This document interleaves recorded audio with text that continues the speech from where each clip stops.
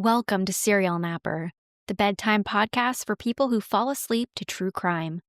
This episode gets dark, so if you're sensitive to graphic content, maybe skip the nightcap. You've been warned.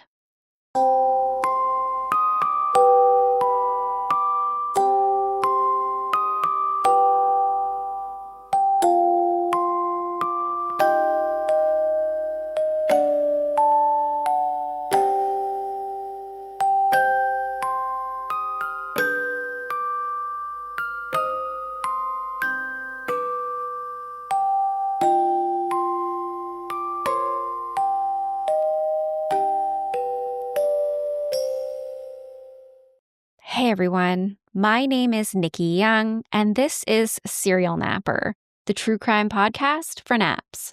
I'm back with another true crime story to lull you to sleep, or perhaps to give you nightmares.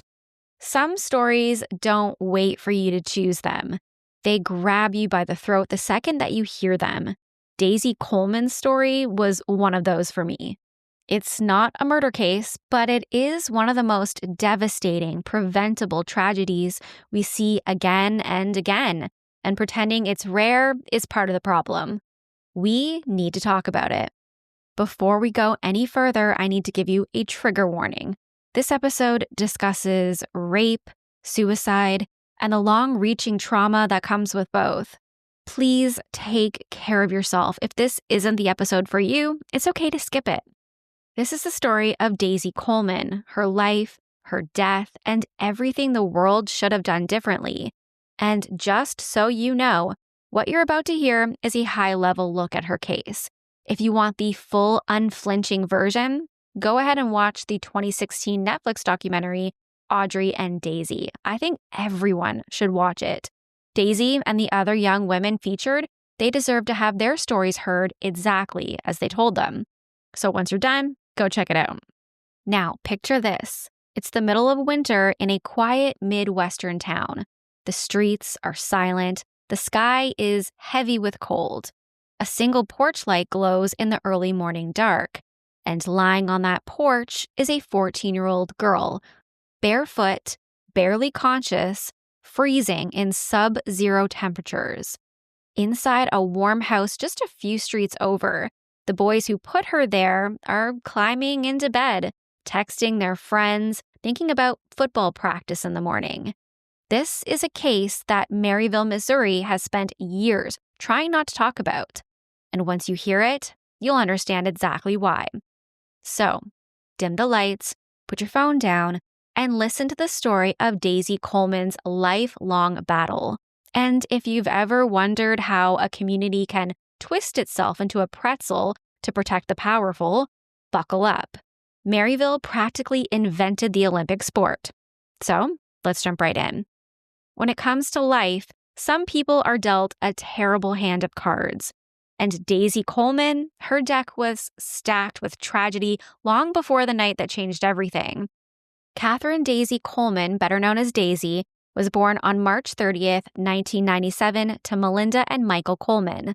Melinda was a veterinarian, Michael a physician, and together they built the kind of life that people work years for, a big Victorian home that they were lovingly renovating, a family that felt solid and warm. Daisy had 3 brothers, Charlie, Logan, and little Tristan. She grew up in the quiet little city of Albany, Missouri, surrounded by pets, siblings, and all the possibilities in the world. She was the kid that radiated happiness. She just had this sparkle about her. But when Daisy was 9, everything split in two. She, Logan, and their father were driving to a wrestling match when their car hit black ice and skidded off the road, landing in a ravine. Daisy and Logan luckily survived, but their father did not. And the family was shattered. Every day afterward, they had to drive past the exact spot where he died. Eventually, the grief became so suffocating that Melinda packed up the kids and moved them to Maryville, just 40 miles away, but far enough to breathe again. They rented a house there, but they kept the Albany home, just in case they ever felt strong enough to return. Melinda later said, quote, Even though it was sad to leave, in some ways, it was a huge weight off our shoulders, just to be anonymous. But anonymity isn't something Maryville does well. Maryville is a place where last names carry weight. Football is a religion, and the sheriff probably even knows what kind of dog you have because he's been to the backyard cookout. The high school football team isn't just popular, they're borderline celebrities. And in a town like that, reputation is currency. Still, the Colemans settled in. The boys played sports. Daisy, blonde, beautiful, and bright, became a cheerleader, and she won local pageants. If you've ever seen photos of her, she is really luminous. She looks like that girl who's got it going on, someone that you want to be around. Then came Saturday, January 7th, 2012. Daisy invited her best friend, 13-year-old Paige, over for a sleepover. They spent the night watching horror movies, whispering about boys, and sneaking sips of alcohol. And let's be honest, that's a rite of passage that most teenagers pretend they've never attempted. It was innocent, though, and they were at home, so they were safe. Then Daisy got a text message from Matt Barnett, a 17-year-old popular senior football player, 3 years older than Daisy and 4 years older than Paige. He was also friends with her older brother, Charlie. Now, when someone like that texts you at 14, your brain doesn't ring alarm bells. It rings opportunity, flattery, excitement, and a bit of trust. When a guy like that texts you at 14, your brain doesn't go to danger. It goes to, wow, he thinks I'm cool. Text messages extracted from Daisy's phone show the exchange. Matt wrote, "You want to come drink with me and chill?" And Daisy responded, "OMFG, sweet. Do you want me to bring alcohol?" Matt offered to pick them up, and around 1 a.m., the girls slipped out of the house and climbed into his car. They later admitted that they knew it was against the rules, but it felt exciting. And Daisy probably believed that she was safe. This was her brother's teammate, his friend, someone that she had seen around the house. But the moment they arrived at Matt's home, the tone shifted. This wasn't just a casual hangout. This was a textbook setup. Alcohol, older boys, at least 2, a power imbalance that made consent pretty much impossible. And let's not overlook the fact that this party was inside a home belonging to the grandson of a former Missouri state representative. The girls were handed tall glasses of clear liquid. They said they didn't know what it was at first, but turns out it was vodka. Daisy tried to drink it quickly, wanting to impress him. It would later be noted that she took at least 5 shots. After that, the night dissolves into blackness. In the hours that follow, Daisy becomes barely conscious. The assault is recorded on an iPhone by another boy at this home. And then comes the part that feels almost cinematic in its cruelty. They drive Daisy home and they leave her outside on her own front porch. In January, in Missouri, in freezing temperatures, like a forgotten Amazon package someone didn't feel like bringing inside. Dawn breaks on January 8th, 2012, a bitter -5-degree morning. Melinda, Daisy's mom, she hears scratching at the front door, and initially she thinks it's a dog.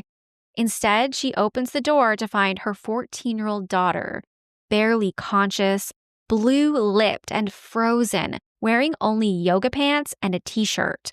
Her hair is wet with vomit, and there is piles of vomit beside her. She had been lying there for 3 hours, and she didn't remember how she got there. As horrific as that night was, the real nightmare was just beginning.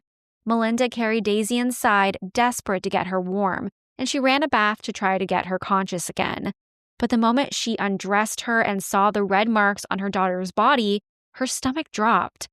When Daisy started crying, saying that things hurt, Melinda said she knew instantly, quote, "Immediately, I knew what had happened." Daisy was red and swollen around her genitals. There was no question that something bad had happened, something horrific had taken place. Melinda didn't waste a second.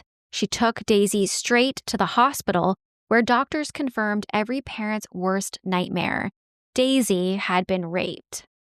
From there, the police actually did everything that they were supposed to do.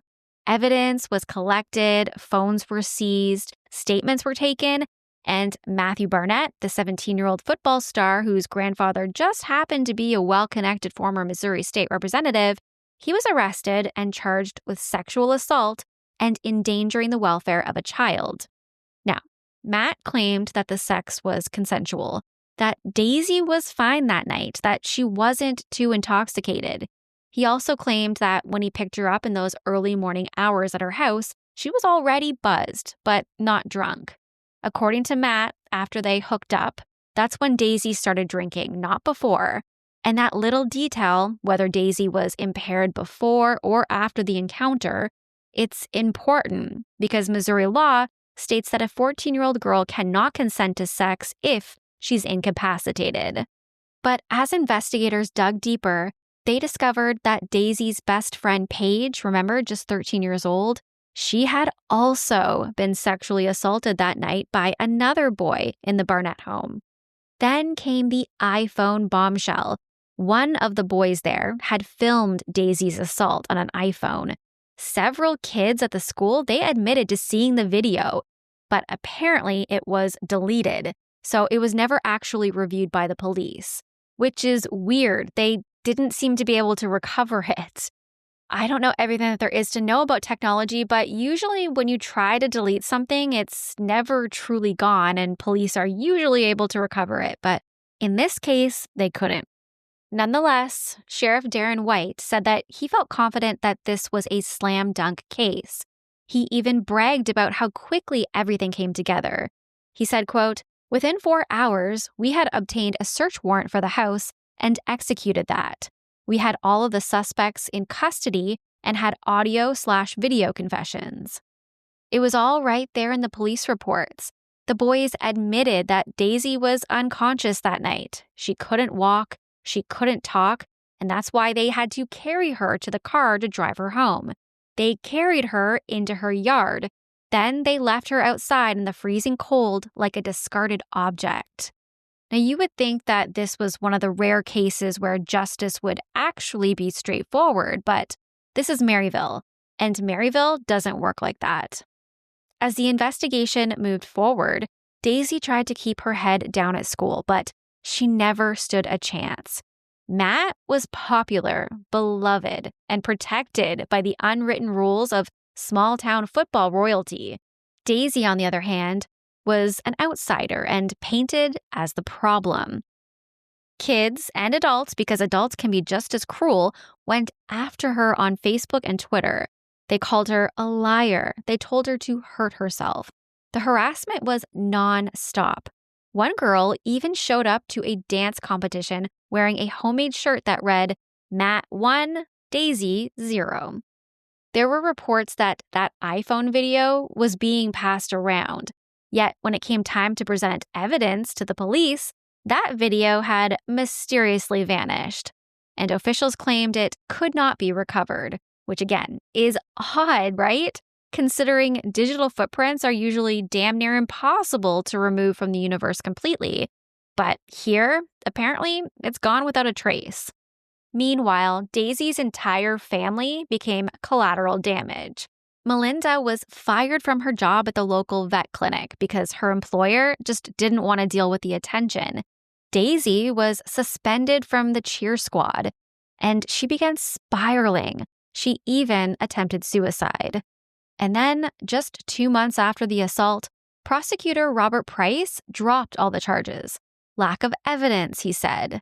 Before the announcement was made that the charges were being dropped, Melinda received a phone call from a friend with political connections, warning her that, quote, favors were being called in to make sure that the charges were dropped.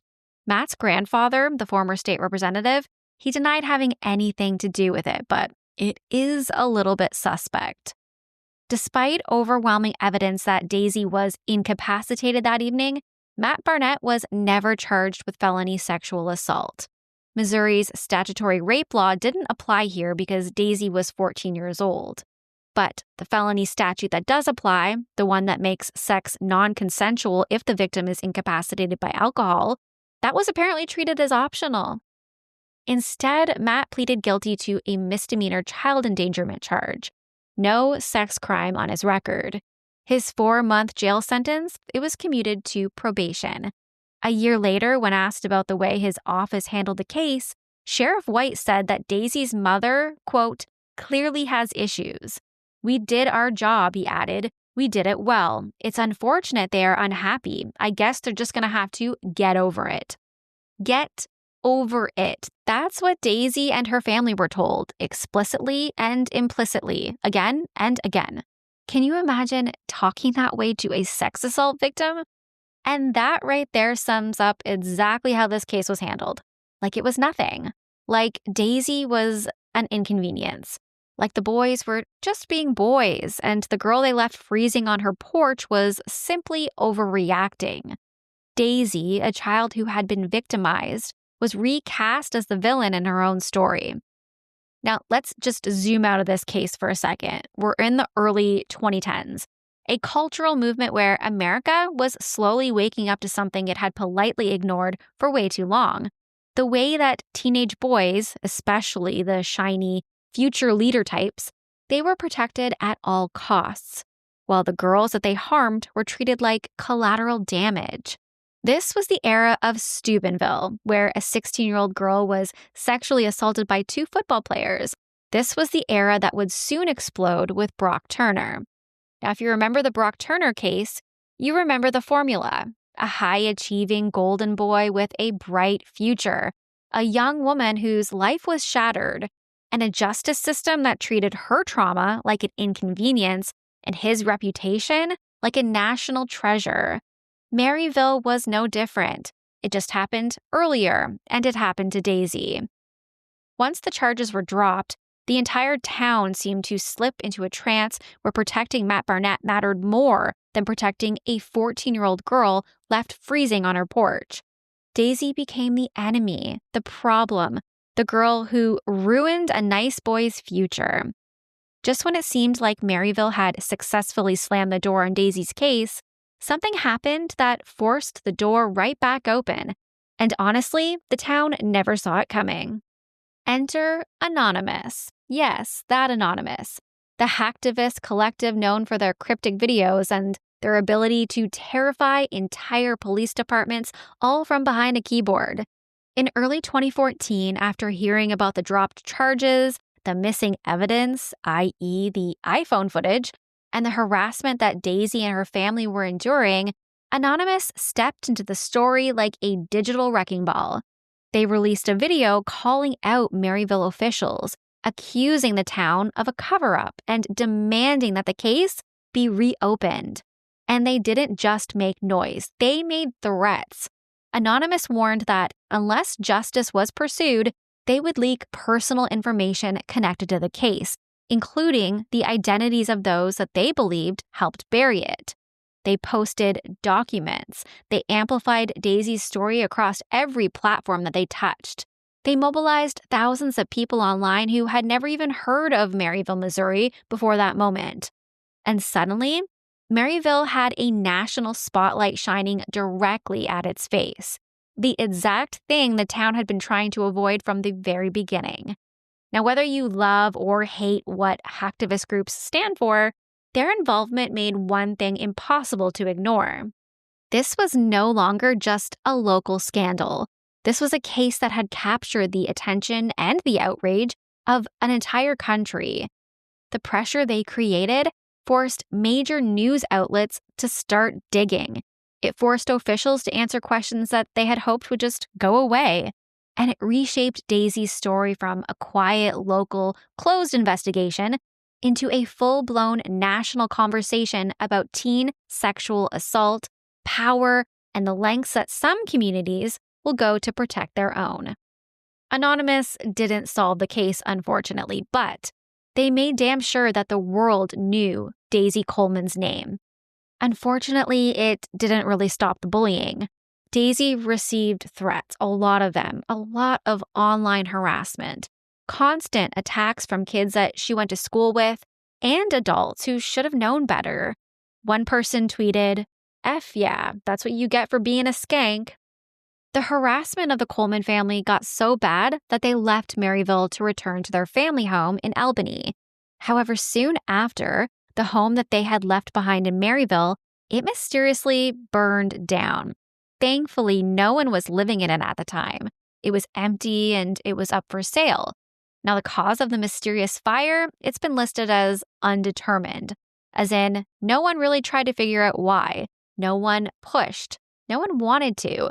The town collectively shrugged, the same shrug that they used on Daisy's assault. Still, many people think that the fire had to do with the anger that the community had towards the Coleman family.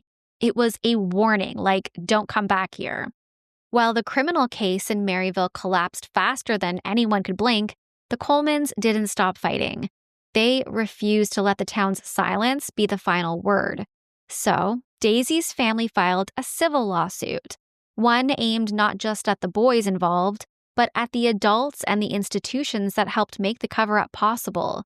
The lawsuit named Matt Barnett, the boy who allegedly took the iPhone video footage, and another boy present the night that Daisy was assaulted, as well as the owner of the Barnett home, a family friend who had allegedly contributed to the environment that enabled the assault, and local officials who the Colemans believed failed to investigate properly and protect Daisy afterwards.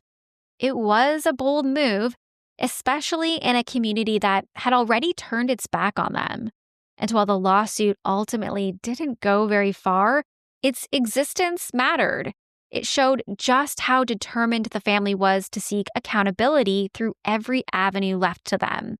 When the justice system slammed the door in their faces, they didn't stop knocking. They took it to civil court. They spoke out publicly. They kept pushing, even when the town made it clear that they wanted this story buried. The lawsuit didn't deliver the justice they deserved, but it underscored something important. The Coleman family never gave up on Daisy, even when the systems around them did. Despite continuing to fight the good fight, back in Albany, Daisy really struggled, barely having enough energy to just get out of bed, let alone go to school. Eventually, her brothers convinced her to start wrestling again. This was a huge wrestling family, and this time she could be on their team. And because her brothers were on the team, wrestling became a safe, family-like escape from reality, and she felt like she took back some control that she had lost. After everything Daisy endured in Maryville, she could have disappeared from the public eye and no one would have questioned it. Instead, she did something extraordinary. She stepped forward and she built an entire movement around the very thing that nearly broke her. She co-founded SafeBAE, a peer-to-peer organization created to educate middle and high school students about consent, sexual assault, bystander intervention, and the fallout survivors face. And Daisy wasn't just a figurehead, she was hands-on, speaking in schools across the country, answering messages from survivors that she had never met, and showing up whenever someone needed her. HuffPost even named her one of the 13 most fearless teens of 2013. And honestly, they weren't exaggerating. Daisy was brave in a way that most adults can't even muster. But while she fought fiercely for others, she was still fighting for herself too. Suicidal ideation never fully loosened its grip. The pain Maryville had carved into her, it didn't vanish just because she chose to help other people. She carried it with her, quietly, every day. Daisy graduated from Albany R3 in 2015, and then she went on to Missouri Valley College on a wrestling scholarship. And during that time, her story became one of the centerpieces of the Netflix documentary Audrie and Daisy. By the time it was released in 2016, the world finally had better language for what survivors like Daisy had endured. The Me Too movement was beginning to rise.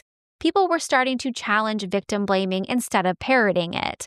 And watching Daisy in the film, speaking softly but with so much weight behind every word, audiences could tell she wasn't dramatic, she wasn't attention-seeking, she was just exhausted. The documentary doesn't sensationalize her trauma. It shows the double impact that she survived, the assault itself, and then the cruelty of a town determined to protect its golden boy. One tragedy was inflicted on her by him, The other was inflicted by her community. And through SafeBAE, Daisy turned that devastation into something so powerful. She taught kids what consent actually means, not what a football star decides it means after a night of drinking. She became a voice for the next generation, helping thousands of survivors understand that what happened to them wasn't their fault. Now, after a few years in college, Daisy leaned into her love of art and tattoos. She became a tattoo artist, a field where she could reclaim her body, her space, her creativity. She began working on music, too. And she collaborated with Ella Farron, also a SafeBAE co-founder, on a documentary called Saving Daisy, a film focused on healing and the long road of recovery. Daisy wanted survivors to know that their story didn't end with what happened to them. She even stepped into Hollywood for a little bit, working in the makeup and art department on Amy Schumer's I Feel Pretty. Amy encouraged her to audition for a small role, and Daisy, thinking that it was a long shot, she gave it a try. On her 21st birthday, Amy called to tell her that she had gotten the part. Daisy was thrilled. She went on to play Sheena Starr in Robbie Lopez's Texas Death Trippin' films, and she continued exploring creative projects that let her carve out her own identity beyond Maryville. But just when life seemed to be opening a new chapter, tragedy hit again. In June 2018, Daisy's younger brother Tristan, just 19 years old, he died in a car accident while driving home after helping her to move to Colorado Springs. Tristan wasn't just her sibling. He was her anchor, her confidant, her best friend. Daisy wrote on Instagram, quote, "I don't understand why the universe decided today was the day to let you go, but I'll never stop loving you. You'll never stop being my best friend. My baby brother, you'll always be." Losing him shattered her in a way nothing else had. And even as she kept speaking, kept advocating, kept showing up for other survivors, the weight that she was carrying became too heavy. Daisy was helping the world heal, but she was still fighting to survive her own story. Then came August 4th, 2020. Daisy Coleman, artist, advocate, survivor, was 23 years old when her mother called police to perform a welfare check on her. Officers and crisis prevention paramedics spent more than an hour with Daisy. She talked with them calmly. She didn't say anything indicating self-harm, so legally they couldn't hold her. She was cleared. Just hours later, around 8:30 p.m., police got another phone call. This time from a woman in Daisy's apartment building. Daisy had shot herself. By the time officers arrived, she was gone. The world was stunned. She was so young and so beloved. She was someone who had survived far too much already. But her mother later said something that hits like a punch to the chest. Daisy never truly escaped Maryville. Not the assault, not the town's reaction, not the cruelty that followed her for years. The assault was one wound. The way her community treated her afterwards, that was another. And both followed her everywhere. Now, you might assume that her death was tied solely to the trauma she endured at 14 years old. And that trauma absolutely changed the trajectory of her life. But in the months leading up to her death, there were other disturbing factors at play. Her friends have said that Daisy had been stalked and harassed for months by a man who kept showing up at her apartment. On Twitter and Facebook, she wrote that the police knew about her complaints. She said the harassment had been happening since December and she was afraid to even walk her dogs, afraid to leave for work. She wasn't eating, she wasn't sleeping. She said the man had pounded on her door repeatedly and she believed he'd somehow even gotten keys to her apartment. He even put her phone number on Craigslist ads soliciting sex. One of Daisy's friends later said, quote, "Every media outlet is blaming her suicide on her rape and ignoring what she was going through right before her death. No one is putting any blame on the man who was harassing her." Another friend said something even more heartbreaking, quote, "She would rather kill herself than let this man kill her." On the very day she died, Daisy had filed a police report for stalking and harassment. Officers arrived to follow up with her and conduct their welfare check, and she was cleared. But hours later, she completed suicide. This quite literally took place all in one day. Daisy deserved peace, and even in her final moments, she didn't get it. But the tragedy didn't end with Daisy. Just 4 months later, on December 8th, her mother, Melinda Coleman, Daisy's fiercest protector, her advocate, her best friend, also died by suicide. In the hours leading up to her death, Melinda posted photos of Daisy on Facebook and wrote messages soaked in grief. She wrote, "There aren't enough I love yous I could have said when I was holding your cold, broken, dead body. I held you like a baby anyway, my baby, the baby I held when you first came into this world. It has always been my greatest honor and joy to be your mother and best friend." 2 weeks earlier, Melinda had written something else that was very chilling. She wrote, "Albany wins, I'm dead," a reference to the Missouri town where Daisy was shunned after her assault, the same town Melinda felt had destroyed her daughter. On November 20th, she wrote, "My heroic daughter who saved so many and suffered more than anyone ever should. We failed her. She did great things for us, and we failed her, especially me." When the news broke, it was crushing. Daisy and Melinda had fought so hard for so long, not only for themselves, but for countless other survivors, and now they were both gone. And my heart went straight to the 2 Coleman brothers who survived them, Charlie and Logan, because think about what they have lived through. They lost their father in a car crash, their brother Tristan in another car crash, their sister Daisy by suicide, and then their mother also by suicide. 4 devastating losses, each one cutting deeper than the last. And now they're the ones left carrying the weight of this family's story, a story filled with love, resilience, trauma, and tragedy, and a story that never should have unfolded this way. Daisy deserved safety. She deserved community support. She deserved healing. Instead, she spent her life fighting battles that she shouldn't have had to fight. And in the end, the weight was just too much. So, what about Matthew Barnett, the football star who walked away with a misdemeanor and a fresh start, while Daisy and her family were left to claw their way through the wreckage that he helped to create? Well, he is an adult now, of course, and latest reports say that he's living in Kansas City, more than 100 miles away from Maryville, just far enough to pretend that none of this ever happened. When asked how he felt about the suicides of Daisy and her mother, he said only, "I don't really have any comment. It's just very sad."